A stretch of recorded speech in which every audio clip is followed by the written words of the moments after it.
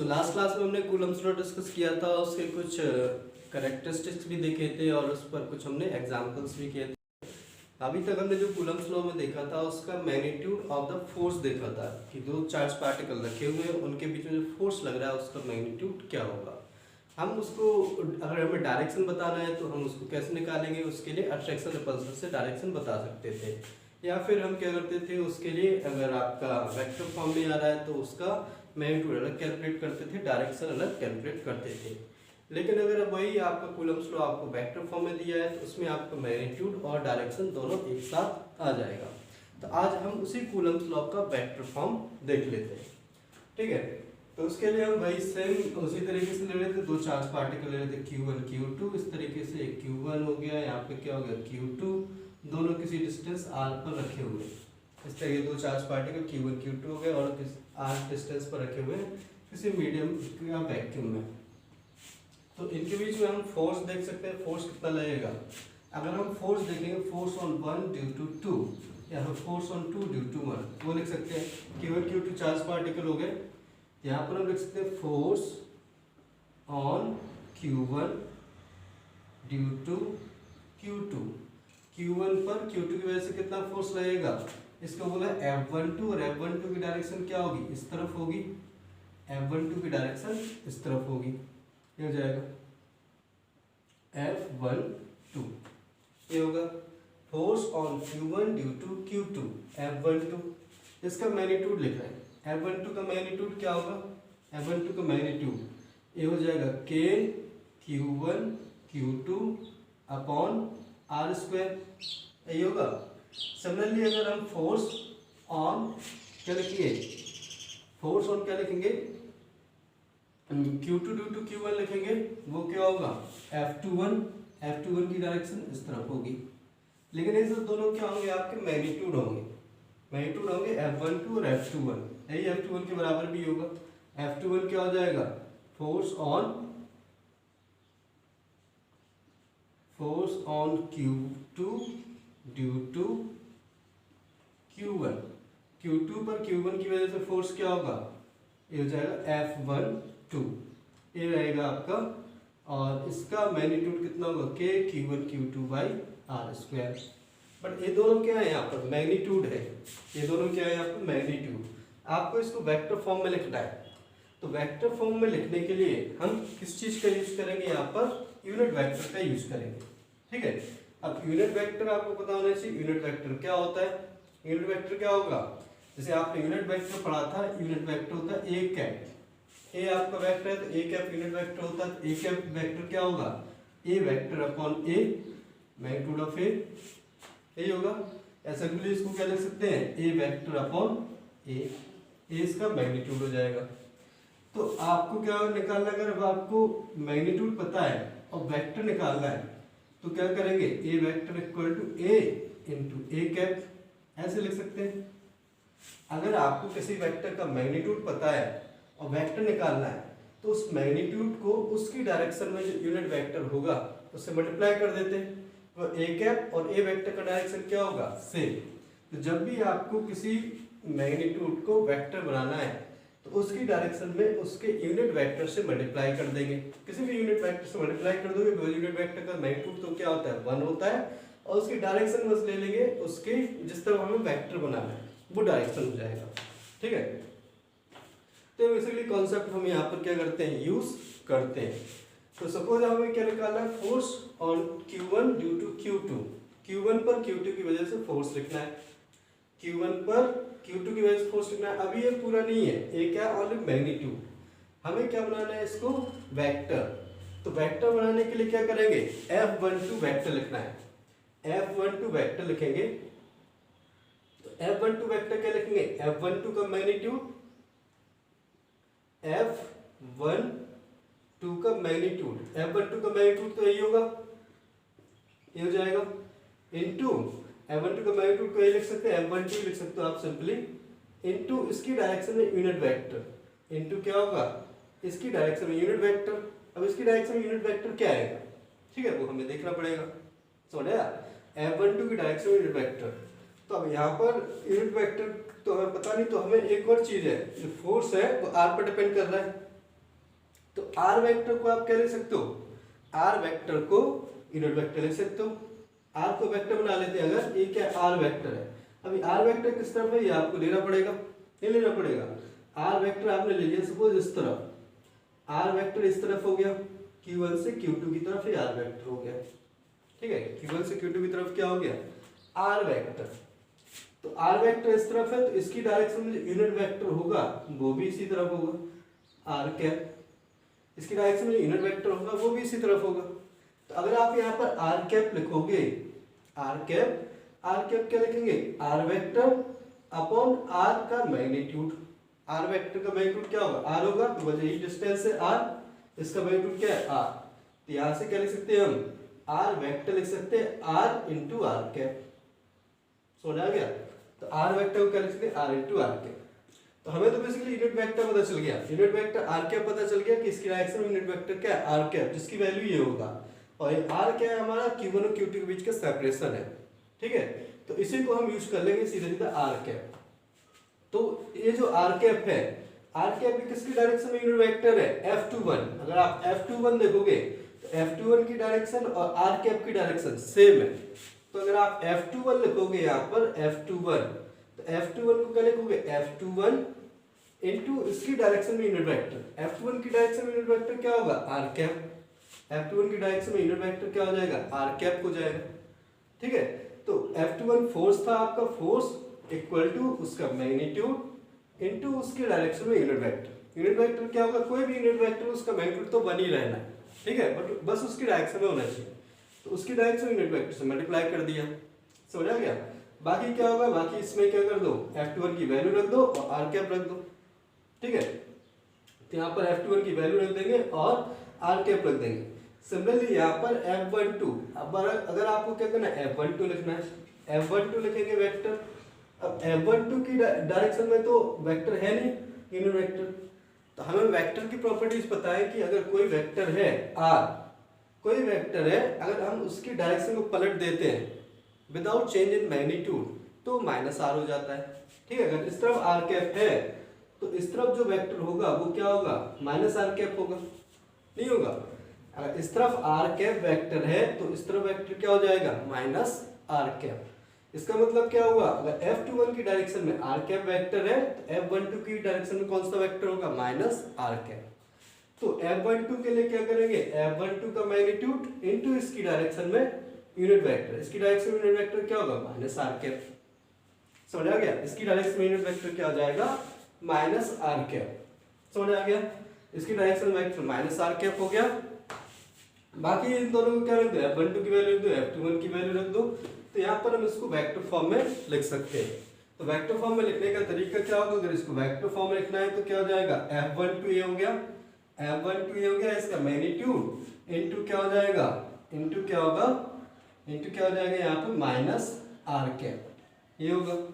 और यहाँ पर F12 F21 है, फोर्स 1 2 ड्यू टू 1 F21 ये कितना होगा, इसका मैग्नीट्यूड F21 इनटू क्या हो जाएगा, आर कैप। इसकी डायरेक्शन में आर कैप था, तो बस F12 और F21 क्या थे, दोनों का मैग्नीट्यूड सेम था, दोनों का मैग्नीट्यूड क्या था, सेम।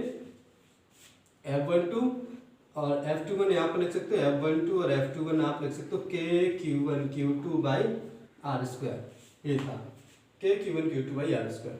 तो इस तरीके से आपको सिंपली क्या करना है, उसमें यूनिट वेक्टर से मल्टीप्लाई कर देना है। F12 की डायरेक्शन में यूनिट वेक्टर था माइनस आर कैप, F21 की डायरेक्शन में यूनिट वेक्टर था आर कैप। तो ये आपके क्या आ गए, F12 और F21 आ गए। अब यहाँ से अगर आप दोनों को देखोगे, दोनों फोर्सेस को देखोगे तो इसमें बस माइनस का चेंज है, माइनस का चेंज है यहाँ पर, ये है माइनस का चेंज है यहाँ पर। आप लिखोगे अगर F12 क्या हो जाएगा, F12 लिख सकते हैं K, यहाँ पर माइनस आ जाएगा, माइनस को बाहर ले लेते हैं, minus K Q1 Q2 by R cap को क्या लिख सकते हो आप, आर कैप को यहाँ से लिख सकते हैं, R cap is equal to R vector upon R. R cap को हम क्या लिख सकते हैं, आर वेक्टर अपॉन आर। तो ये क्या हो जाएगा, आर क्यूब हो जाएगा इनटू आर वेक्टर, इस तरीके से लिख सकते हैं K Q1 Q2 into are vector, ये आ जाएगा। समझ आ गया। और सिमिलरली F21 को लिखेंगे, F21 इक्वल टू ये आ जाएगा K Q1 Q2 by R cube into R vector, इस तरीके से आ जाएगा के Q1 Q2 by are vector. ठीक है, ये दोनों इसके क्या आ गए, वेक्टर फॉर्म आ गए, चाहे ऐसे लिख दो यूनिट वेक्टर के फॉर्म में, चाहे इसको इस तरीके से लिख सकते हैं। समझ आ गया? तो इन दोनों को यूज करके आप क्या लिख सकते हो यहाँ से कि दोनों क्या है, इसमें फर्क क्या है आपका, F21 will be minus time of F12, ये लिख सकते हैं F21 will be minus time of F12, दोनों में माइनस का फर्क है, माइनस के फर्क तो पता चल रहा है। ठीक है, ये दोनों क्या है, सेम है, बस यहाँ माइनस एक्स्ट्रा है। तो यहाँ से क्या मतलब, इसका स्टेटमेंट का क्या मतलब हुआ कि force on 2 due to 1 is equal to force on 1 due to 2, but direction क्या होगा, अपोजिट, नेगेटिव साइन क्या शो कर रहे हैं यहाँ पर, डायरेक्शन अपोजिट है। ठीक है, तो यहाँ से force on 2 due to 1 is equal in magnitude to force on 1 due to 2 but opposite in direction, direction opposite है। तो ये क्या न्यूटन्स थर्ड लॉ हमारा प्रूफ कर रहा है, जो एक्शन रिएक्शन पेयर था, हमने बताया था जो कूलम्स फोर्स है वो एक एक्शन रिएक्शन पेयर फॉर्म करता है। तो जितना फोर्स 2 पर 1 ने लगाया उतने ही फोर्स 1 पर 2 ने लगाया, बट उसकी डायरेक्शन क्या है, अपोजिट, जो आपका ऑटोमेटिकली वेक्टर फॉर्म से पता चल गया। तो ये आपकी वेक्टर फॉर्म में, आप ऐसे चाहे इस फॉर्म में यूज कर लो, इसको ऐसे यूज कर सकते हो, चाहे यूनिट वेक्टर के फॉर्म में इस तरीके से लिख सकते हैं।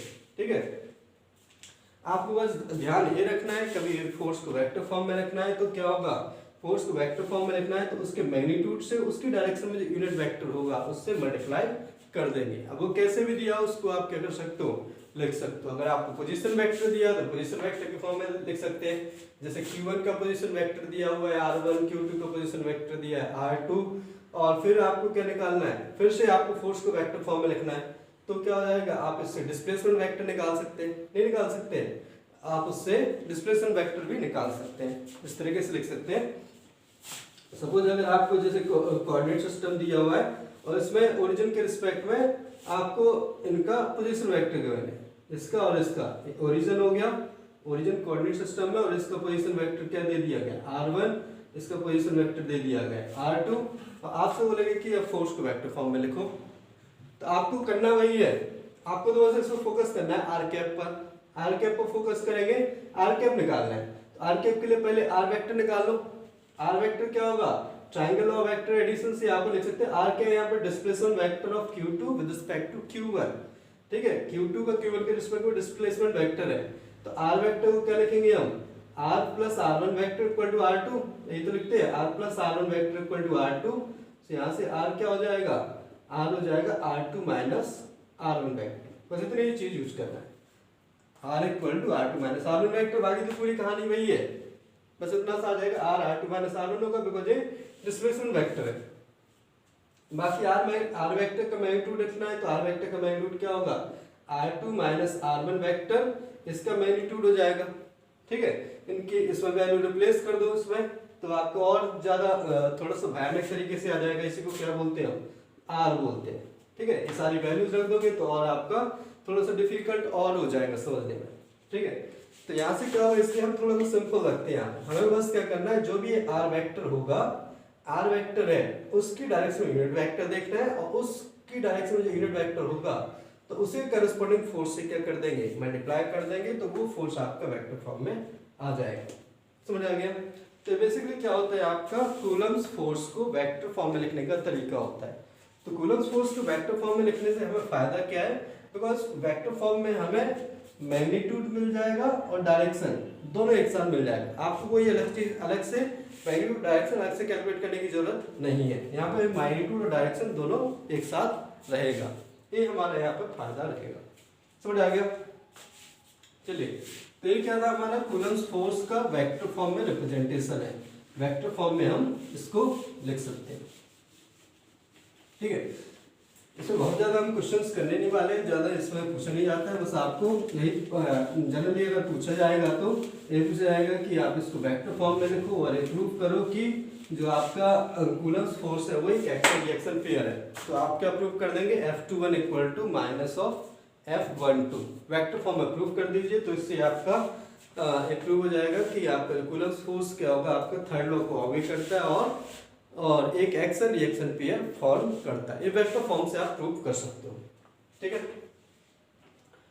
अब इसमें आगे हम देख लेते हैं, हमने जैसे कूलम्स लॉ में बताया था कि जो कूलम्स फोर्स है वो मीडियम पर डिपेंड करेगा, मीडियम पर डिपेंड करेगा। जैसे स्टेटमेंट में जो उन्होंने फोर्स बताया था कि जो फोर्स है वो किनके बीच में लग रहा है, दो चार्ज पार्टिकल जो वैक्यूम में रखे हुए हैं, ठीक है।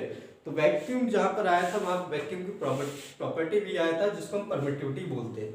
तो वहां से हमें पता चला कि फोर्स अगर हम चार्ज पार्टिकल को किसी और मीडियम में रखेंगे तो फोर्स चेंज हो सकता है। तो यहीं पे यहाँ पर हम उसका मीडियम के ऊपर इफेक्ट देख लेते हैं, ठीक है। इसमें नेक्स्ट डिस्कस कर लेते हैं हम रिलेटिव परमिटिविटी, रिलेटिव परमिटिविटी और डाइलेक्ट्रिक कांस्टेंट। रिलेटिव परमिटिविटी और डाइलेक्ट्रिक कांस्टेंट दोनों इक्विवेलेंट टर्म्स हैं। क्या होती है इनको हम इसमें समझ लेते हैं। तो समझने के लिए सबसे पहले हम ले लेते हैं दो चार्ज पार्टिकल है वही सेम Q1 और Q2। Q1 Q2 दो चार्ज पार्टिकल है, r डिस्टेंस पर कहां पर रखे हुए हैं, वैक्यूम में। अगर ये दोनों चार्ज पार्टिकल्स वैक्यूम में रखे हुए हैं, वैक्यूम या फ्री स्पेस में, तो इनके बीच में फोर्स का मैग्नीट्यूड लिख सकते हैं, ठीक है। अभी हम क्या लिख रहे हैं, ओनली मैग्नीट्यूड लिख रहे हैं। फोर्स का मैग्नीट्यूड क्या होगा, force between Q1 and Q2 placed in vacuum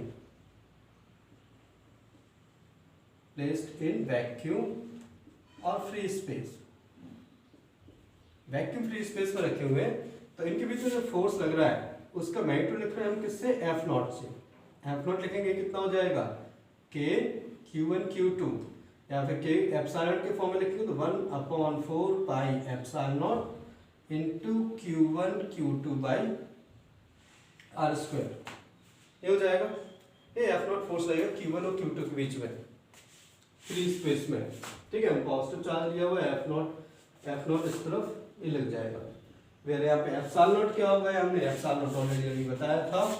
क्या बताया था, एप्सिलॉन नॉट होता है परमिटिविटी और absolute permittivity, absolute permittivity of vacuum और फ्री स्पेस। वैक्यूम या फ्री स्पेस की एब्सोल्यूट परमिटिविटी होता है एप्सिलॉन, ठीक है। तो वैक्यूम में इस तरीके से फोर्स लिखेंगे। अब अगर दोनों चार्ज पार्टिकल को कहां पर, किसी मीडियम में रख देते हैं, दोनों चार्ज पार्टिकल कहां पर रख दिया आपने, किसी मीडियम में। Q2 को हमने किसी मीडियम में रख दिया, मीडियम में सपोज क्या कहां पर रख दिया हमने, वाटर में रख दिया, पानी में रख दिया, पानी में रख दिया या फिर ऑयल में रख दिया या फिर किसी सैंड में रख दिया, किसी और दूसरे मीडियम में रख दिया। तो इसके ऊपर इसमें जो फोर्स लगेगा उसके ऊपर क्या फर्क पड़ेगा। तो इस फोर्स को हम क्या लिख रहे हैं, F, क्या लिख रहे हैं, F। फोर्स को क्या लिख रहे हैं, F। तो यहां पर फोर्स लिख सकते हैं, यहां पर force between Q1 and Q2 placed in medium of permittivity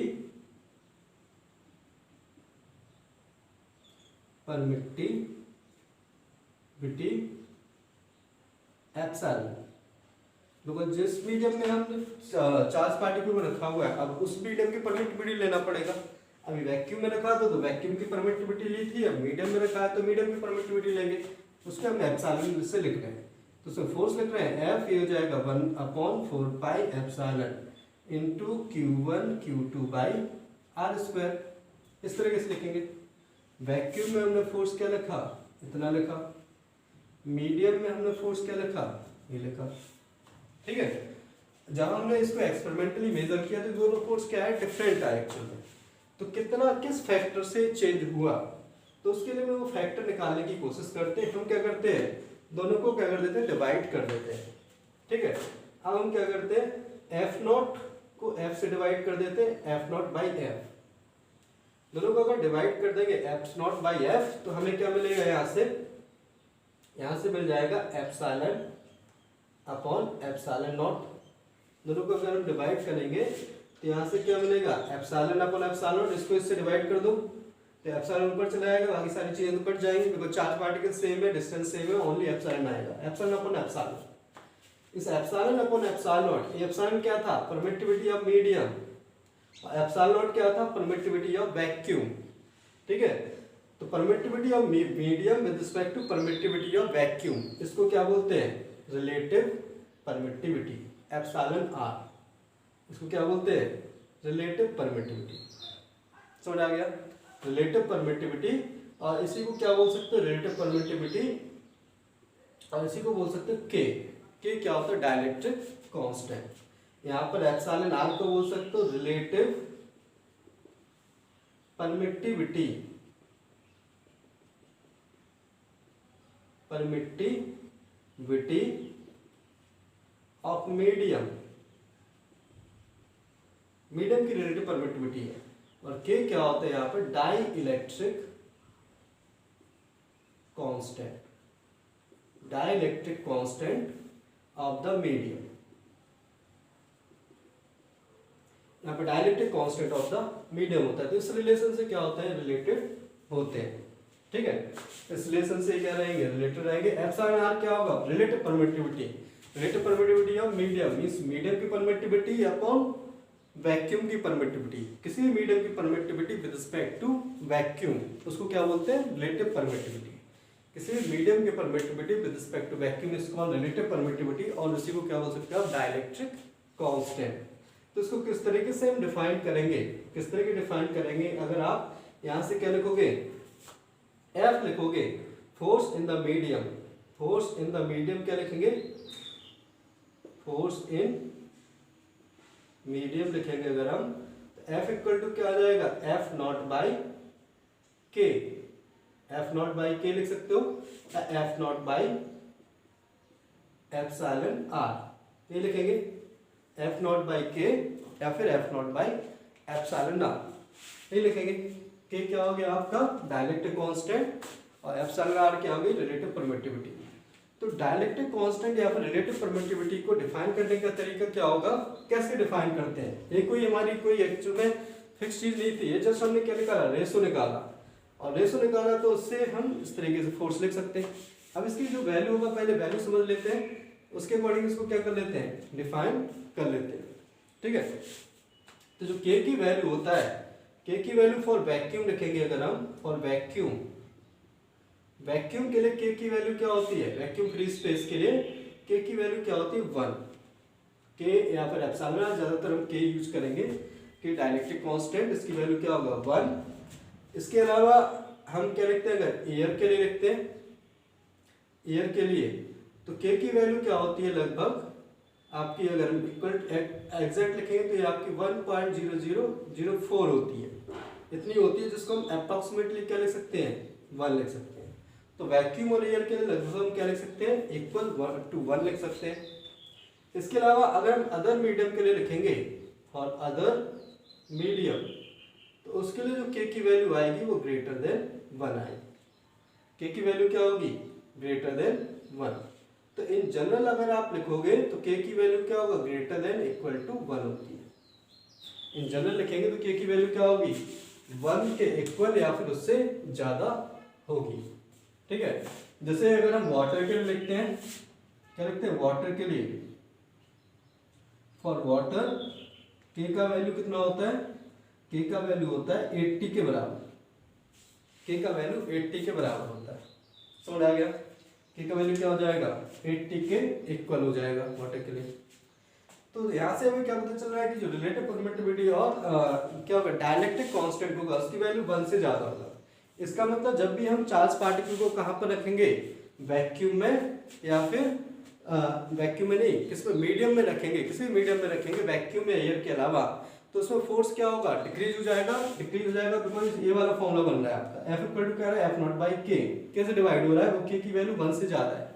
तो जब भी हम मीडियम में रखेंगे तो फोर्स क्या हो जाना है, डिक्रीज होना है। तो इसको डिफाइन करने का तरीका इसी के अकॉर्डिंग आया, कि हमारा डाइलेक्ट्रिक कांस्टेंट है या फिर एप्सिलॉन आर रिलेटिव परमिटिविटी बोल सकते हो। तो किस तरीके से हम डिफाइन कर लेते हैं, उसकी डेफिनेशन देख लेते हैं। क्या डेफिनेशन होगा, द रिलेटिव परमिटिविटी और dielectric constant is the factor by which force in a medium decreases with respect to the force in the vacuum. जो फोर्स वैक्यूम में होगा उसके रिस्पेक्ट में मीडियम में कितना फोर्स किस फैक्टर से डिक्रीज हो जाता है, वो उस फैक्टर को क्या बोलेंगे हम, उस फैक्टर को बोलते हैं डाइलेक्ट्रिक कांस्टेंट। ठीक है, तो एक बार फिर से डेफिनेशन सुन लेते हैं। डेफिनेशन क्या होगा इसमें, डाइलेक्ट्रिक कांस्टेंट और relative permittivity is the factor by which the force between two charge particles decreases when placed in a medium with respect to the force in vacuum.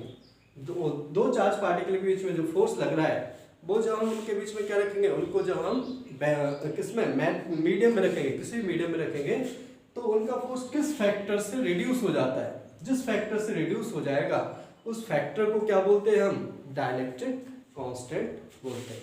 समझ आ गया। The factor by which force between two charge particle reduces when placed in medium with respect to the force in vacuum, इसको क्या बोलते हैं हम, dielectric constant. तो simply आपको क्या लिखना है, डेफिनेशन लिख लेना डाइलेक्ट्रिक कांस्टेंट की। तो ज्यादा पूछा नहीं जाता, बस आपको थोड़ा सा रिलेशन याद होना चाहिए। तो ये आपका फोर्स आ जाएगा कि डाइलेक्ट्रिक कांस्टेंट की आपको वैक्यूम के लिए वैल्यू याद होनी चाहिए। उसके लिए क्या होती है, वैक्यूम में एयर के लिए 1 होगा और बाकी मीडियम के लिए के की वैल्यू क्या होगा, ग्रेटर देन 1 होगा। ये जो के क्वेश्चन में आपको जहाँ पे फोर्स निकालना पड़ेगा वहाँ पे के गिवन होगा। तो यहाँ पे फोर्स को अगर आप लिखोगे डाइलेक्ट्रिक कांस्टेंट के फॉर्म में, तो डाइलेक्ट्रिक कांस्टेंट के फॉर्म में यहाँ से लिख सकते हैं, क्या लिखेंगे, F equal to F naught by K आया था, ये तो हम ऑलरेडी ध्यान रख ही चुके हैं। जब भी आपको मीडियम में फोर्स लिखना है, तो फोर्स को क्या करेंगे, वैक्यूम वाले फोर्स को कैसे डिवाइड कर देंगे। ठीक है, तो यहाँ से आप फोर्स इन द मीडियम इस तरीके से लिख सकते हैं, क्या लिखेंगे, F equal to 1/4 pi epsilon naught लिख सकते हो। मीडियम में फोर्स लिखोगे या तो एप्सिलॉन लिख दो into Q1 Q2 by R square, या फिर इसी को क्या लिख सकते हैं 1/4 पाई एप्सिलॉन आर लिख सकते हो into Q1 Q2 by R square, या फिर इसी को क्या लिख दोगे 1/4 पाई एप्सिलॉन नॉट के into Q1 Q2 by R square. आप कोई सा भी क्या कर दो, किसी भी फॉर्म में रख दो। यहाँ पे एप्सिलॉन क्या होगा, permittivity of the medium. Generally question में मीडियम की परमिटिविटी नहीं दी होती है, हमें क्या दिया होता है, डाइलेक्ट्रिक कांस्टेंट या रिलेटिव परमिटिविटी ही दी होती है। तो आपको क्या कर सकते हो, आप ये वाला है या फिर ये वाला इस तरीके से फॉर्मूला यूज कर सकते हो। समझ आ गया। इस तरीके से कर देंगे तो आपका फोर्स क्या हो जाएगा, कैलकुलेट हो जाएगा। समझ आ गया। ठीक है, तो जैसे सिंपल सा हम एग्जांपल ले लेते हैं जिससे आपको ज्यादा क्लियर होगा। दो चार्ज पार्टिकल रखे हुए हैं, इस तरीके से ले लेते हैं। आपका एक जैसे एक चार्ज पार्टिकल रखा हुआ है 1 माइक्रोकूलम, यहाँ पे रखा हुआ है आपका एक दूसरा पॉजिटिव चार्ज पार्टिकल रखा हुआ है यहाँ पर 10 माइक्रोकूलम। ठीक है, और दोनों के बीच की डिस्टेंस है आपकी 1 मीटर डिस्टेंस है, और दोनों को हमने कहाँ पर रख दिया, वाटर में रख दिया। वाटर का हमने डाइलेक्ट्रिक कांस्टेंट ऑलरेडी दिया हुआ है। आपसे बोलेगा कि इनके बीच में कितना फोर्स लग रहा है। ठीक है, फिर जब फोर्स निकालना है तो F इक्वल टू क्या लिखेंगे, के Q1 Q2 by R square, या फिर 1/4 पाई एप्सिलॉन नॉट के into Q1 Q2 by R square. तो ये हो जाएगा 1/4 पाई एप्सिलॉन नॉट की वैल्यू हमें पता है, के की वैल्यू ऑलरेडी पता है। ठीक है, तो 1/4 पाई एप्सिलॉन नॉट की तो वैल्यू क्या हो जाएगा 9 इंटू 10⁻⁹, और के की वैल्यू कितना होगा 80। Q1 Q2 की वैल्यू क्या हो जाएगा 1 इंटू 10⁻⁶, और इसकी होगा 10 इंटू 10⁻⁶, और डिस्टेंस क्या हो जाएगा 1 का स्क्वायर। ये तो होगा, बाकी सॉल्व कर लो, इसमें कुछ है नहीं। ये तो आपका कैंसिल हो गया, 0 से 0 कैंसिल हो गया, 9/8 आ गया यहाँ पर, और यहाँ से कितना बचा 10⁻12 और इंटू 10⁻9, तो हो जाएगा इंटू 10⁻3। इतना न्यूटन फोर्स हो जाएगा। बाकी आप डिवाइड कर सकते हो। ये फोर्स का मैग्नीट्यूड होगा, डायरेक्शन आपको पता है, रिपल्सन होगा तो इस तरीके से फोर्स का डायरेक्शन होगा। तो बस कैलकुलेट करने का तरीका आपका सेम है, बस आपको ध्यान क्या रखना है यहाँ पर कि इसका फॉर्मूला क्या है 1/4 पाई एप्सिलॉन नॉट के into Q1 Q2 by R square, बाकी वैल्यू तो आपकी सेम ही रहेगी, 1/4 पाई एप्सिलॉन की वैल्यू 9 × 10⁹ ही थी, और के की वैल्यू बस यहाँ पर रख देंगे, और बाकी सारी चीज़ें तो क्या है, सेम है। उसी तरीके से हमें कैलकुलेट कर लेना है। तो ये क्या था, force between two charge particle placed in a medium. Coulomb force है, अगर आप किसी भी मीडियम में रखोगे दो चार्ज पार्टिकल को, तो उनके बीच में फोर्स क्या हो जाता है, डिक्रीज हो जाता है। और जिस फैक्टर से डिक्रीज होता है उस फैक्टर्स को क्या बोलते हैं हम, उस फैक्टर्स को क्या बोलते हैं,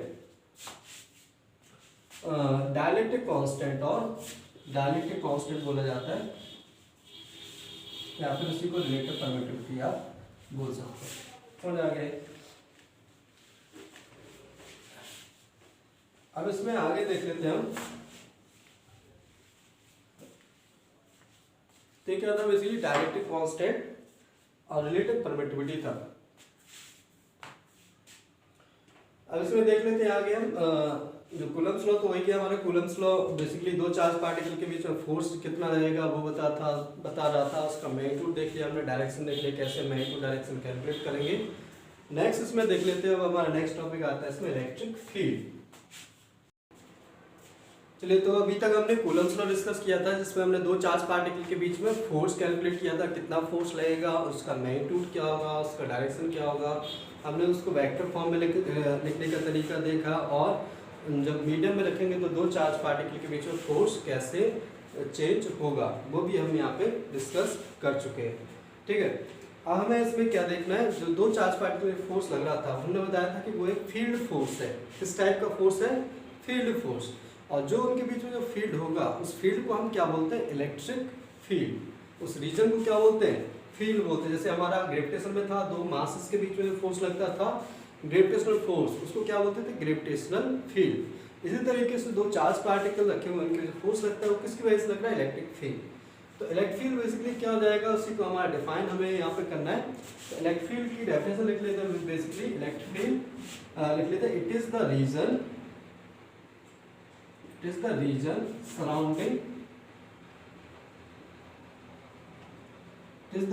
surrounding a charged particle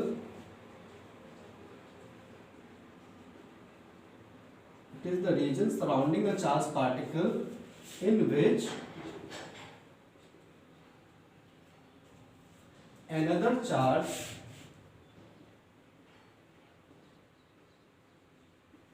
another charge experiences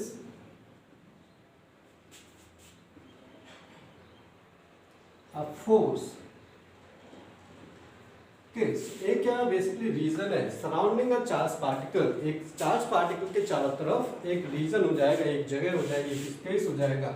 जैसे इस तरह के कोई पॉजिटिव चार्ज पार्टिकल है, तो पॉजिटिव चार्ज पार्टिकल है, तो इसके चारों तरफ वो रीजन होगा, इसके चारों तरफ वो रीजन होगा, जिसमें अगर हम किसी दूसरे चार्ज पार्टिकल को लेके आते हैं, उस चार्ज पार्टिकल पर ये वाला चार्ज पार्टिकल क्या लगाएगा, फोर्स लगाएगा। तो इस रीजन में जो भी चीज होगा उसको क्या बोलेंगे हम, इलेक्ट्रिक फील्ड बोलेंगे। ठीक है, अगर इस रीजन में ये वाला चार्ज पार्टिकल फोर्स नहीं लगाता है, इसका मतलब क्या होगा, इस रीजन में आपका इलेक्ट्रिक फील्ड नहीं है।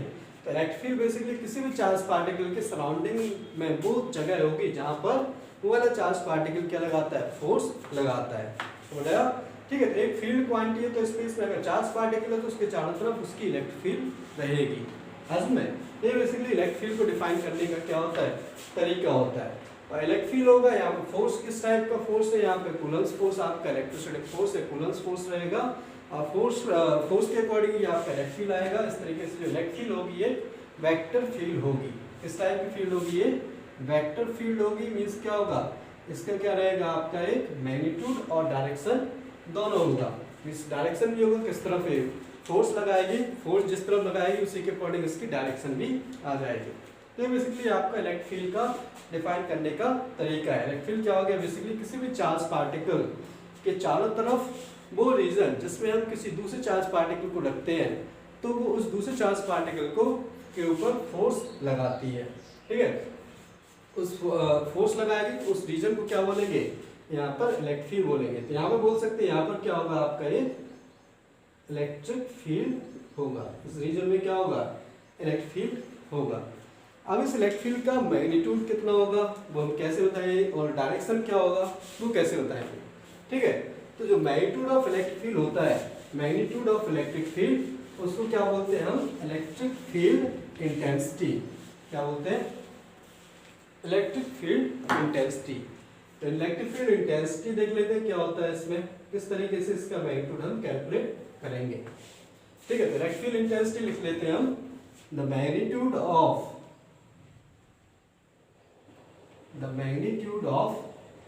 Electric field, magnitude of electric field surrounding a charged particle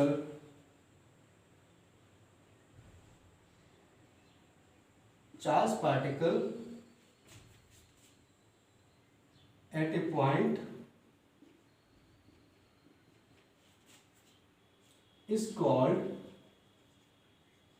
electric field intensity. It's called electric field intensity. Electric field intensity, किसी भी चार्ज पार्टिकल के सराउंडिंग में किसी पॉइंट पर जो इलेक्ट्रिक फील्ड का मैग्नीट्यूड होगा उसको क्या बोलते हैं? Electric field intensity. और इलेक्ट्रिक फील्ड को हम किस तरीके से बताते हैं? ई से। इलेक्ट्रिक फील्ड एक वेक्टर क्वांटिटी है तो उसको ई से हम लिखते हैं, कैपिटल ई से। किसी भी चार्ज पार्टिकल के चारों तरफ, किसी भी चार्ज पार्टिकल, कोई भी हमने चार्ज पार्टिकल क्यू ले लिया और उसके चारों तरफ किसी पर्टिकुलर पॉइंट पे हम देखेंगे, उस पॉइंट पी पर जो इलेक्ट्रिक फील्ड का मैग्नीट्यूड क्या होगा? ई होगा। उसको इलेक्ट्रिक फील्ड के मैग्नीट्यूड को इलेक्ट्रिक फील्ड इंटेंसिटी बोलते हैं। अब इलेक्ट्रिक फील्ड वेक्टर क्वांटिटी है तो इसलिए हमें उसका डायरेक्शन ही बताना पड़ेगा। तो डायरेक्शन और मैं पहले तो मैग्नीट्यूड निकालेंगे फिर डायरेक्शन बताएंगे। ठीक है, तो इलेक्ट्रिक फील्ड का मैग्नीट्यूड अब कैसे पता चलेगा? तो मैग्नीट्यूड निकालने के लिए हम क्या यूज करते हैं? कूलम्ब्स लॉ यूज करते हैं। कूलम्ब्स लॉ यूज करेंगे, इसकी जो पहले वाली डेफिनेशन यूज करते हैं इलेक्ट्रिक फील्ड की। तो इलेक्ट्रिक फील्ड क्या था? इलेक्ट्रिक फील्ड था किसी भी चार्ज पार्टिकल के चारों तरफ जो रीजन है, ठीक है, उस रीजन में अगर हम किसी दूसरे चार्ज पार्टिकल को रखते हैं तो वो उस पर फोर्स लगाएगा, तो उस रीजन को क्या बोला जाएगा? इलेक्ट्रिक फील्ड बोला जाएगा। तो इलेक्ट्रिक फील्ड डिफाइन करने के लिए हम क्या लेते हैं? हमने चार्ज पार्टिकल लिया, हम इसकी इलेक्ट्रिक फील्ड देखना चाह रहे हैं। किसकी इलेक्ट्रिक फील्ड देखना चाह रहे हैं? चार्ज क्यू की। तो इसको क्या बोलेंगे हम? सोर्स। यहाँ पे इलेक्ट्रिक फील्ड कौन प्रोड्यूस कर रहा है?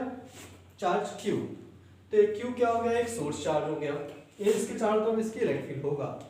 अब इस इलेक्ट्रिक फील्ड में हम एक और दूसरे चार्ज पार्टिकल को लेके आते हैं और उसको इस पॉइंट पी पे रखते हैं, इसको बोलते थे क्यू नॉट। इसको क्या बोलते थे? Q not. और क्यू नॉट क्या होगा आपका? एक टेस्ट चार्ज। क्यू नॉट को क्या बोलते हैं? Test charge. क्यू नॉट का आपका टेस्ट चार्ज और ये क्या हो गया? Source charge. कैपिटल क्यू आपका इलेक्ट्रिक फील्ड प्रोड्यूस करेगा और ये क्या करेगा? आपका इसमें फोर्स एक्सपीरियंस करेगा। ठीक है, तो जब हम इस टेस्ट चार्ज को यहाँ पर रखेंगे, टेस्ट चार्ज को यहाँ पर रखेंगे तो क्या हो जाएगा? इस पर फोर्स किधर लगाएगा? अगर ये पॉजिटिव चार्ज है तो इसके ऊपर फोर्स किस तरफ लगेगा? इस तरफ कूलम्ब फोर्स लगेगा, नहीं लगेगा? इस पर इस तरफ फोर्स लगेगा, जिसको वेक्टर फॉर्म में लिखेंगे तो ये लिख सकते हैं। ठीक है, तो यहाँ पे इलेक्ट्रिक फील्ड डिफाइन करने के लिए हम क्या करेंगे? हमें किसका इलेक्ट्रिक फील्ड देखना है? सोर्स चार्ज का। लेकिन ये भी आपका टेस्ट चार्ज है, अगर ये वाला चार्ज पार्टिकल है ये भी इलेक्ट्रिक फील्ड प्रोड्यूस कर सकता है। ठीक है, तो अगर हमें इसकी इलेक्ट्रिक फील्ड देखना है तो इस चार्ज पार्टिकल का मैग्नीट्यूड क्या होना चाहिए? बहुत ही कम होना चाहिए। बहुत ही कम होना चाहिए। बहुत ही कम means tending to zero. Tending to zero लिख सकते हैं। तो इलेक्ट्रिक फील्ड को डिफाइन करने का तरीका यही होता है। ठीक है, हम क्या लेते हैं? If Q naught, Q naught क्या होगा? ए वेरी स्मॉल, क्या हो जाएगा? Very small unit positive, very small positive test charge, positive test charge, जिसकी वैल्यू क्या होगा? Very small positive test charge means Q naught tends to zero. इसका मतलब क्या होना चाहिए? क्यू नॉट की वैल्यू लगभग क्या है? जीरो के बराबर है। जीरो नहीं है, लगभग zero, tending to zero. Tending to zero means क्या है? इसकी जीरो की तरफ अप्रोच करिए, बिल्कुल जीरो नहीं है। तो अगर जीरो हो जाएगा तब तो फोर्स लगेगा ही नहीं, तो हमें पता ही नहीं चलेगा कितनी इलेक्ट्रिक फील्ड है। तो हम इलेक्ट्रिक फील्ड को डिफाइन करते हैं। इलेक्ट्रिक फील्ड को क्या डिफाइन करेंगे? इलेक्ट्रिक फील्ड किसी भी पॉइंट पर, electric field intensity at A point क्या हो जाएगा? Electric field intensity at a point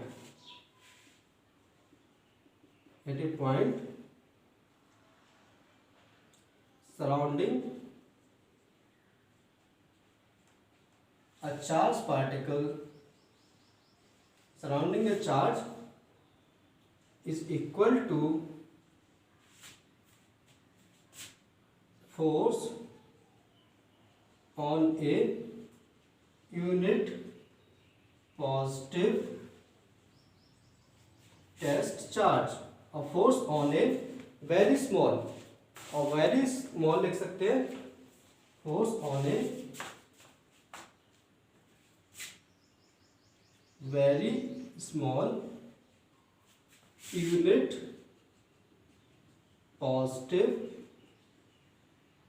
test charge. एक बहुत ही छोटे यूनिट पॉजिटिव टेस्ट चार्ज पर जो फोर्स लगेगा उसको क्या बोलेंगे हम? इलेक्ट्रिक फील्ड बोलेंगे.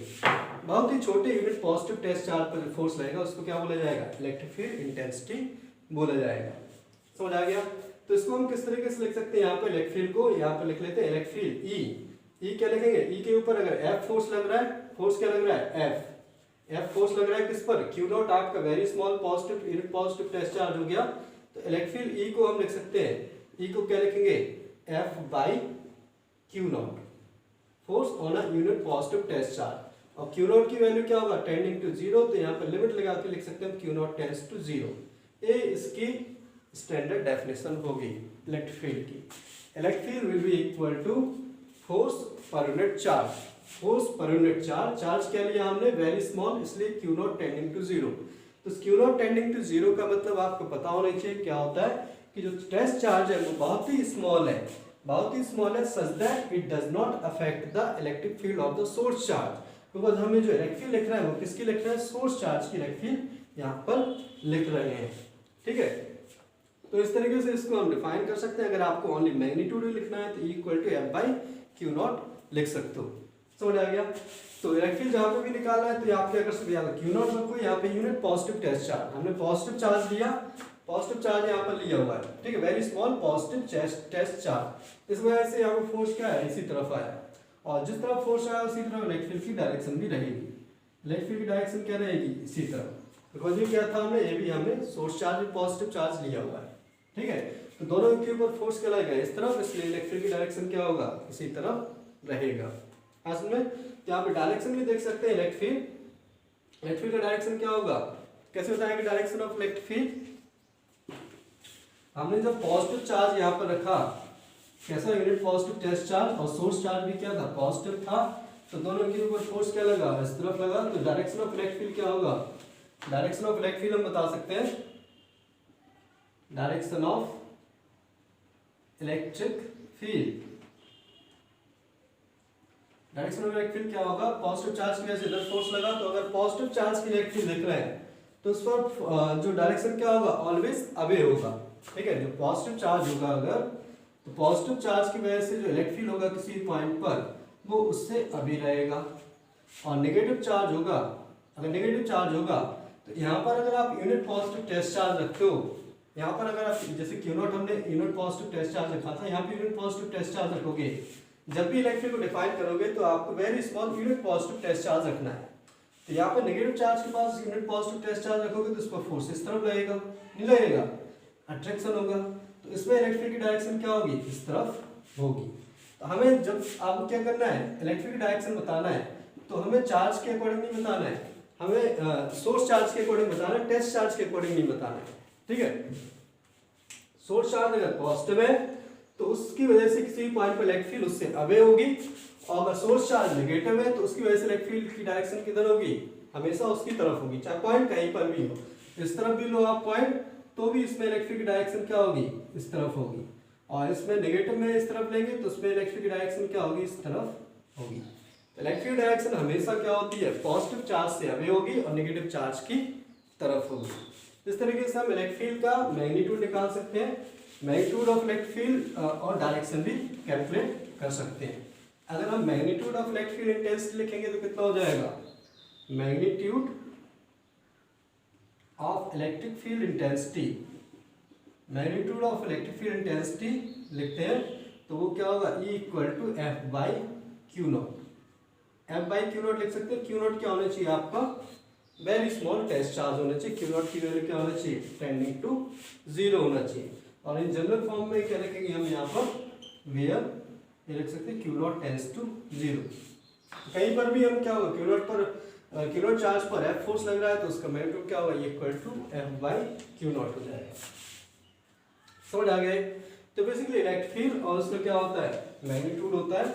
यहाँ से आप क्या कर सकते हो, इसकी यूनिट भी निकाल सकते हैं। इलेक्ट्रिक फील्ड का यूनिट निकालेंगे अगर हम, इलेक्ट्रिक फील्ड ऑलरेडी बता दिया वेक्टर क्वांटिटी है, तो ऐसा यूनिट लिख सकते हैं। यहाँ पे ऐसा यूनिट क्या हो जाएगा, equal to F by Q naught. तो फोर्स की न्यूटन और क्यू नॉट की क्या होगा, न्यूटन पर कूलम। तो ये क्या हो जाएगा, न्यूटन पर कूलम इसकी ऐसा यूनिट हो जाएगा। समझ आ गया। न्यूटन पर कूलम क्या होगा, ऐसा यूनिट हो जाएगा यहाँ पर। और इसी में एक और यूनिट आएगी आपकी, दूसरी यूनिट भी आएगी ऐसा यूनिट, जो हम आगे चैप्टर्स में पढ़ेंगे। सेकंड जो चैप्टर आएगा इलेक्ट्रोस्टैटिक्स का, वोल्ट पर मीटर, वो भी यहाँ पर इसकी ऐसा यूनिट हो जाएगा। समझ आ गया, ठीक है। तो इस तरीके से न्यूटन पर कूलम और वोल्ट पर मीटर इलेक्ट्रिक फील्ड की क्या हो जाएगी, यूनिट हो जाएगी। और इलेक्ट्रिक फील्ड को का फॉर्मूला भी पता चल गया, equal to F by Q naught. तो किसी भी चार्ज पार्टिकल पर अगर आपको फोर्स पता है तो क्या निकाल सकते हैं, इलेक्ट्रिक फील्ड कैलकुलेट कर सकते हैं, वहां पर कितनी इलेक्ट्रिक फील्ड होगा। और अगर आपको क्या पता है, इलेक्ट्रिक फील्ड पता है कहीं पर, तो फोर्स भी निकाल सकते हैं।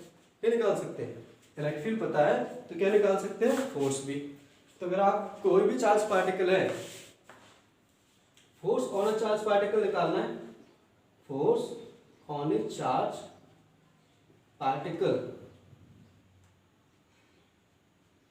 Placed in electric field.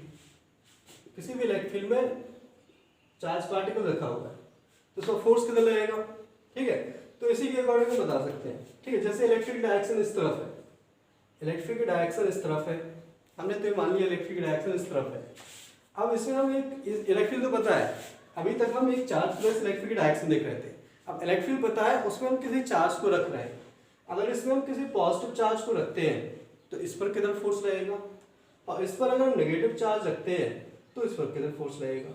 तो वो यहीं से देख लेते हैं कि अगर हमने इसकी वजह से, पॉजिटिव चार्ज की वजह से इलेक्ट्रिक इधर होती है, क्यों हो रही थी, बिकॉज यहाँ पे पॉजिटिव चार्ज रखा था तो यहाँ पर क्या आ रहा था, फोर्स इसी तरफ आ रहा था। तो यहाँ पर नेगेटिव चार्ज रखा था तो क्या आ रहा था, पॉजिटिव चार्ज रखा था तो इस पर फोर्स इधर आ रहा था, ठीक है। सेम यहाँ पर होगा, यहाँ पे अगर आप पॉजिटिव चार्ज रखोगे तो इसी फॉर्मूले से देख सकते हो आप, जो वेक्टर फॉर्म है E इक्वल टू क्या था, इक्वल टू क्या था आपका F by Q not, F by Q not था, ठीक है। F बाई क्यू नॉट, ये क्यू नॉट ले लो आप, या F बाई क्यू ले लो। यहाँ पे कोई भी चार्ज पार्टिकल अगर हम क्यू ले रहे हैं तो यहाँ से F इक्वल टू क्या ले सकते हो, F equal to Q into E. ये वेक्टर फॉर्म ऑफ फोर्स है, force electric field vector form में। जब भी आप वेक्टर फॉर्म में फॉर्मूला लिखते हो तो वहां पे चार्ज आपको क्या रखना है, साइन के साथ रखना है। चार्ज क्या रखोगे आप यहाँ पर, साइन के साथ, charge with sign. Charge sign के साथ रखोगे तो अपने आप आपको डायरेक्शन पता चल जाएगा। अब अगर ये पॉजिटिव चार्ज है, ये क्या है प्लस क्यू और ये क्या है माइनस क्यू, तो प्लस क्यू माइनस क्यू है, इसमें फोर्स लिखेंगे तो F इक्वल टू क्या आएगा यहाँ पे प्लस क्यू ई। तो प्लस क्यू ई के लिए फोर्स कितना लगेगा, इस पर इधर ही फोर्स लगेगा। और इसके लिए क्या आएगा, इसके लिए आ जाएगा F equal to minus Q ई।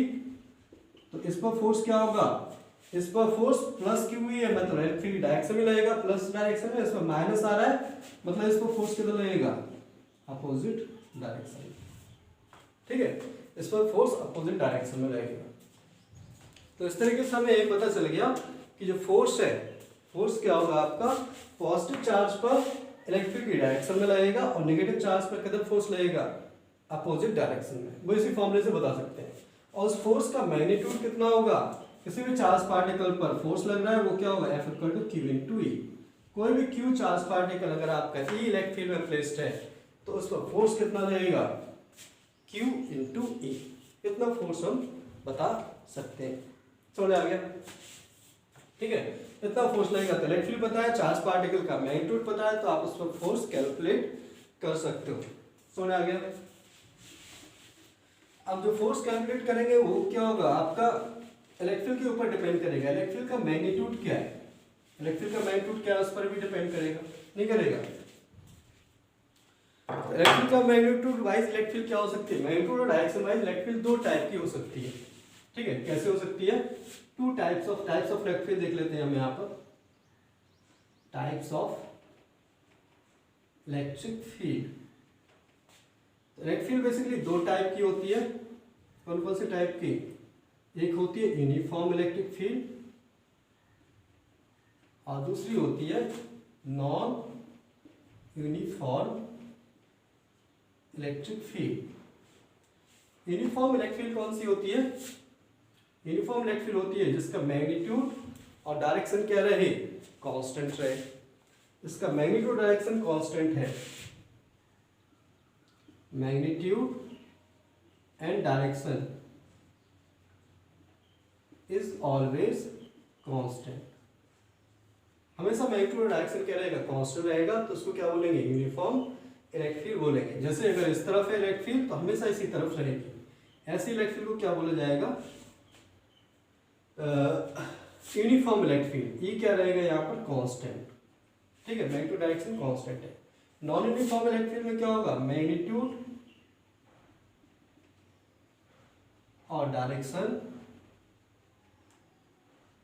और बोथ आर नॉट कांस्टेंट।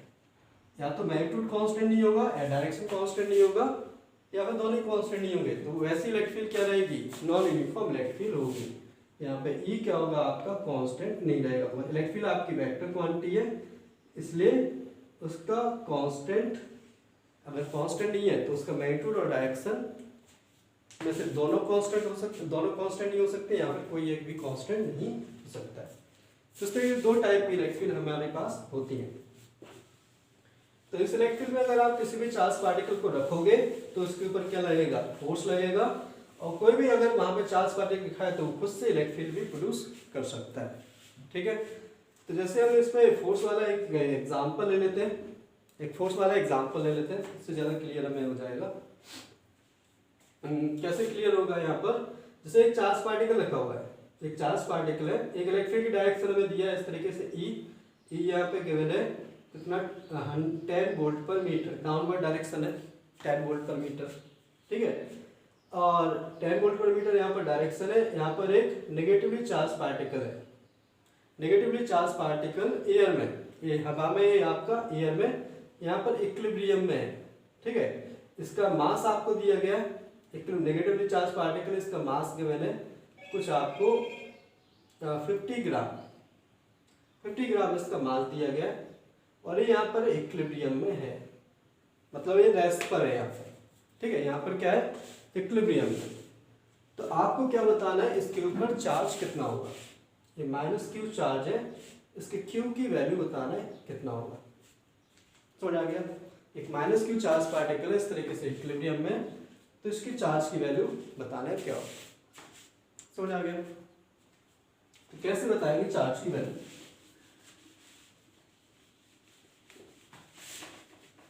क्या करेंगे इसके लिए, चार्ज की वैल्यू बताने के लिए तो इक्विलिब्रियम में हमें पता होना चाहिए। इक्विलिब्रियम का मतलब क्या होगा, जैसे इक्विलिब्रियम का मतलब क्या होता है, रेस्ट पर है। रेस्ट पर कब होगा, जब इसके ऊपर नेट फोर्स क्या होना चाहिए, 0।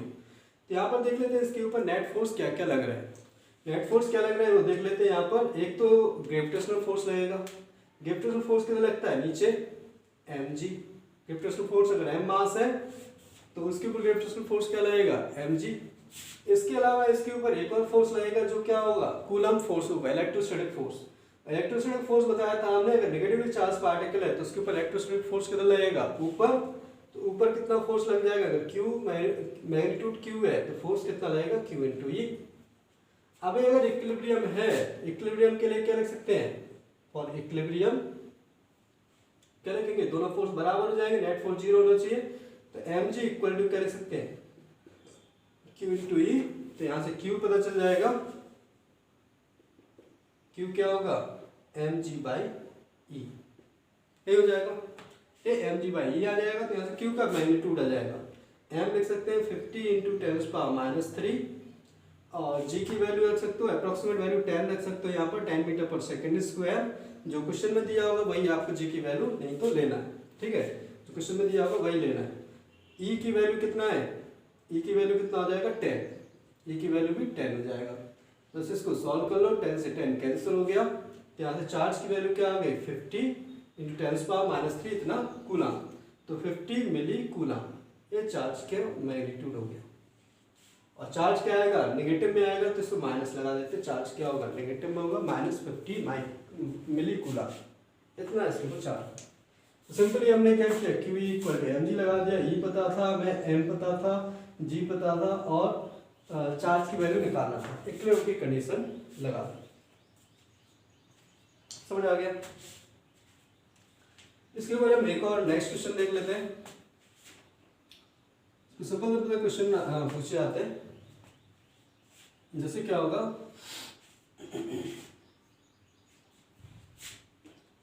यहाँ पर आपको क्या दिया हुआ है, इस तरीके से दो प्लेट्स दिए हैं, दो प्लेट्स गिवन है,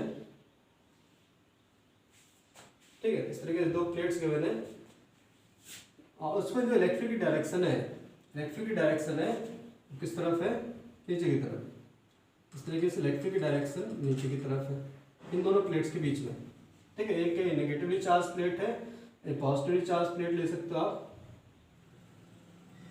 और नेगेटिवली चार्ज प्लेट। इस तरीके से पॉजिटिव से नेगेटिव की तरफ आपकी इलेक्ट्रिक फील्ड होती है जनरली, ठीक है, ये आपकी इलेक्ट्रिक फील्ड है। अब इसमें इसकी जो सेपरेशन आपको दिया गया है इन दोनों प्लेट्स के बीच का, सेपरेशन आपको गिवन है सपोज 10 मीटर, 10 मीटर का सेपरेशन दिया, ठीक है। इन दोनों प्लेट्स के बीच में 10 मीटर का सेपरेशन दिया है। यहाँ से हम क्या कर सकते हैं, यहाँ पर दो चार्ज पार्टिकल है, इसके सेंटर पर दो चार्ज पार्टिकल, यहाँ पर क्या है आपका एक इलेक्ट्रॉन और यहाँ पर एक प्रोटॉन, यहाँ पर इलेक्ट्रॉन है और यहाँ पर एक प्रोटॉन, दोनों सेंटर पर है, ठीक है। इनका जो सेपरेशन है यहाँ से कितना हो जाएगा 5 मीटर हो जाएगा, यहाँ समझ आ गया। इस तरीके से दोनों को यहाँ से क्या करते हैं रिलीज कर देते हैं, यहाँ से क्या करते हैं इनको रिलीज करते हैं, ठीक है। इसको भी रिलीज कर दिया हमने यहाँ पर, और इसको भी यहाँ से रिलीज किया, ठीक है, दोनों को यहाँ से रिलीज कर दिया। तो रिलीज करने के बाद अब दोनों क्या होगा, किस तरफ दोनों के ऊपर फोर्स लगेगा इलेक्ट्रिक की वजह से।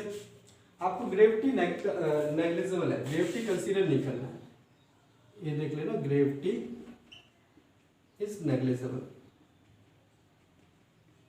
ठीक है। गिवन है जो इलेक्ट्रिक फील्ड का मैग्नीट्यूड गिवन है, इलेक्ट्रिक फील्ड का मैग्नीट्यूड वही सेम 10 वोल्ट पर मीटर दिया हुआ है डाउनवर्ड। तो आपको बताना है दोनों क्या बिल्कुल सेंटर से रिलीज किया हमने, सेंटर दोनों प्लेट्स के बीच में से रिलीज किया, कौन सा पार्टिकल प्लेट पर पहले पहुंचेगा ये बताना है। Which particle reaches the plates first, दोनों को सेंटर से रिलीज किया, कौन सा पार्टिकल प्लेट्स पर पहले पहुंच जाएगा ये बताना। दोनों पार्टिकल में से कौन सा पार्टिकल प्लेट्स पर पहले पहुंच जाएगा, समझ आ गया। कौन सा पार्टिकल प्लेट्स पर पहुंच जाएगा। तो अब क्या देखेंगे यहाँ पर सबसे पहले देखने की बात है किसी भी जैसे चार्ज पार्टिकल है, नेगेटिव है, इलेक्ट्रॉन क्या होगा नेगेटिव, और एक प्रोटॉन क्या होगा पॉजिटिव होगा, ठीक है। इलेक्ट्रिक फील्ड का मैग्नीट्यूड और डायरेक्शन क्या है कांस्टेंट। इलेक्ट्रिक फील्ड कैसी इलेक्ट्रिक फील्ड है, यूनिफॉर्म इलेक्ट्रिक फील्ड है, यूनिफॉर्म इलेक्ट्रिक फील्ड है यहाँ पर। तो यहाँ पर फोर्स देखेंगे, अगर किसी भी चार्ज पार्टिकल, दोनों चार्ज पार्टिकल में फोर्स देखेंगे तो फोर्स कितना होगा, फोर्स ऑन इलेक्ट्रॉन और प्रोटॉन, दोनों पे सेम चार्ज है, फोर्स ऑन इलेक्ट्रॉन और प्रोटॉन वो क्या होगा F = Q × E होता है, Q × E, दोनों पर चार्ज कितना होता है E × E, इतनी होता है, दोनों पर चार्ज तो सेम ही होता है, कितना होगा। और यही फोर्स रहेगा, इसका डायरेक्शन अलग अलग होगा, इसके ऊपर फोर्स ऊपर लगेगा इलेक्ट्रॉन के ऊपर, और इसके ऊपर फोर्स कितना लगेगा इलेक्ट्रिक की डायरेक्शन में। दोनों डैश से स्टार्ट हुए, ठीक है, तो दोनों के ऊपर इतना फोर्स होगा। अभी फोर्स क्या है कांस्टेंट फोर्स है, बिकॉज इलेक्ट्रिक फील्ड क्या है कांस्टेंट, तो इनका एक्सेलरेशन भी क्या रहेगा कांस्टेंट रहेगा, नहीं रहेगा, एक्सेलरेशन भी क्या होगा कांस्टेंट होगा। तो कांस्टेंट एक्सेलरेशन निकाल लेते हैं, एक्सेलरेशन निकालेंगे यहाँ पर, एक्सेलरेशन क्या हो जाएगा, एक्सेलरेशन ऑफ इलेक्ट्रॉन कितना होगा, ए ई, इसको लिख रहे हैं F by force upon mass of electron, कितना आएगा E E upon mass of electron, ठीक है। और सिमिलरली एक्सेलरेशन ऑफ प्रोटॉन निकालेंगे, वो ए पी हो जाएगा F upon mass of proton equal to E E upon mass of proton. इन सब की वैल्यू हम बाद में एक साथ रख देंगे। तो इन दोनों का क्या हो गया, एक्सेलरेशन हो गया। बिकॉज दोनों पार्टिकल्स क्या होंगे, फोर्स लगेगा, तो फोर्स की वजह से क्या करेंगे, एक्सेलरेट कर जाएंगे। और एक्सेलरेशन क्या होगा, कांस्टेंट होगा, बिकॉज फोर्स कांस्टेंट है तो एक्सेलरेशन कांस्टेंट रहेगा। अब इसमें से एक्सेलरेशन बता सकते हैं किसका ज्यादा होगा, मास किसका ज्यादा होता है, इलेक्ट्रॉन का कि प्रोटॉन का, प्रोटॉन का मास ज्यादा होता है। जिसका मास ज्यादा उसका एक्सेलरेशन कम, और जिसका एक्सेलरेशन कम मींस उसकी स्पीड क्या होगी, कम रेट से चेंज होगी। तो यहाँ से आप डायरेक्टली बता सकते हो कौन तेजी से भागेगा, कौन भागेगा, इलेक्ट्रॉन तेजी से भागेगा, बिकॉज उसका मास क्या है, कम है। तो कितने टाइम में पहुंच जाएगा वो कैसे निकालेंगे, तो जब भी एक्सेलरेशन क्या है, कांस्टेंट है, एक्सेलरेशन आपका जब भी कांस्टेंट होता है तो हम क्या लगाते हैं, इक्वेशंस ऑफ मोशंस यूज करते हैं, इक्वेशन ऑफ मोशन यूज करेंगे। क्लास 11th में आपने पढ़ा होगा, जब भी एक्सेलरेशन कांस्टेंट रहेगा तो इक्वेशन ऑफ मोशन यूज करेंगे। तो इक्वेशन ऑफ मोशन यूज करेंगे, हमें कैलकुलेट क्या करना है, कौन पार्टिकल पहले पहुंचेगा, मतलब टाइम निकालना है, ठीक है। दोनों का टाइम निकाल लेते हैं, जिसका टाइम कम आया वो पहले पहुंच जाएगा, और जिसका टाइम ज्यादा आया वो बाद में पहुंचेगा, ठीक है। तो यहाँ पे टाइम निकालना है, हमें इनिशियल स्पीड दी हुई है, दोनों की इनिशियल स्पीड क्या है, 0, दोनों का एक्सेलरेशन ये पता है, और हमें क्या निकालना है, टाइम निकालना है, समझ आ गया। और हमें डिस्टेंस पता है, डिस्टेंस दोनों को कितना ट्रेवल करना है, 5 मीटर, ये डिस्टेंस ट्रेवल करना है, समझ आया। 5 मीटर इसको क्या लेते हैं, हाइट ले लो या कुछ भी ले लो, ये हाइट ले लो h, 5 मीटर। इलेक्ट्रॉन आपका ऊपर जाएगा, ऊपर 5 मीटर चलेगा, प्रोटॉन आपका नीचे 5 मीटर चलेगा, ठीक है। तो फॉर इलेक्ट्रॉन के लिए लिखोगे अगर आप, इलेक्ट्रॉन के लिए कितना टाइम लगेगा, फॉर इलेक्ट्रॉन, इलेक्ट्रॉन के लिए लिखोगे तो ये क्या हो जाएगा, सेकंड इक्वेशन हम उससे लगा सकते हैं, इनिशियल वेलोसिटी पता है और डिस्टेंस पता है, एक्सेलरेशन पता है, सेकंड इक्वेशन में उससे लगा है h equal to U T plus half A T square, यही इक्वेशन लगेगा। तो यहाँ से हम लिख सकते हैं कितना आ जाएगा, h equal to U T plus half A T square, U तो टी तो ये 0 हो जाएगा, यहाँ से आ जाएगा हाफ ए टी स्क्वायर, तो यहाँ से t क्या आएगा, टाइम आ जाएगा under root of 2h by A, 2h by A आएगा, ठीक है। h की वैल्यू ऑलरेडी पता है, a की वैल्यू और रख देते हैं यहाँ से, तो यहाँ से दोनों के लिए टाइम लिख सकते हैं, ठीक है। एक साथ लिख लेते हैं यहाँ पर, अगर इलेक्ट्रॉन के लिए लिखेंगे, इलेक्ट्रॉन के लिए क्या होगा, इलेक्ट्रॉन के लिए टाइम फॉर द इलेक्ट्रॉन, ए की वैल्यू रख दो, एक्सेलरेशन इलेक्ट्रॉन का एक्सेलरेशन रख देंगे यहाँ पर, तो ये आ जाएगा अंडर रूट ऑफ 2h, और ए कितना हो जाएगा, ये होगा e इंटू ई, और यहाँ से आ जाएगा e, यहाँ पर m इंटू ई, ये आएगा। और फॉर क्या लिखेंगे हम, प्रोटॉन, प्रोटॉन के लिए लिखते हैं, प्रोटॉन के लिए टी पी आ जाएगा, टाइम फॉर द प्रोटॉन ये आ जाएगा under root of 2h mass of the proton upon E into E, ये दोनों का टाइम आ गया। बस इसमें वैल्यू रखना है, वैल्यू रख के कैलकुलेट कर सकते हो, लेकिन अगर आपको कंपेयर ही करना है तो इसके लिए वैल्यू रखने की जरूरत है नहीं, क्या वैल्यू रखने की कोई जरूरत नहीं है, बिकॉज हमें ऑलरेडी पता है h सेम है, इलेक्ट्रिक फील्ड सेम है, ई सेम है, ओनली मास अलग अलग है। तो मास किसका ज्यादा है, मास प्रोटॉन का ज्यादा है, ठीक है। मास इलेक्ट्रॉन का क्या है, कम, और प्रोटॉन का ज्यादा है, तो इसका मतलब क्या होगा, टाइम किसको कम लगेगा, इलेक्ट्रॉन को, और प्रोटॉन को टाइम ज्यादा लगेगा। इसका मतलब कौन पहले पहुंचेगा, इलेक्ट्रॉन पहले पहुंच जाएगा। इलेक्ट्रॉन को टाइम क्या लग रहा है, कम लग रहा है, प्रोटॉन को टाइम ज्यादा लग रहा है, इसलिए पहले कौन पहुंचेगा, इलेक्ट्रॉन पहुंच जाएगा।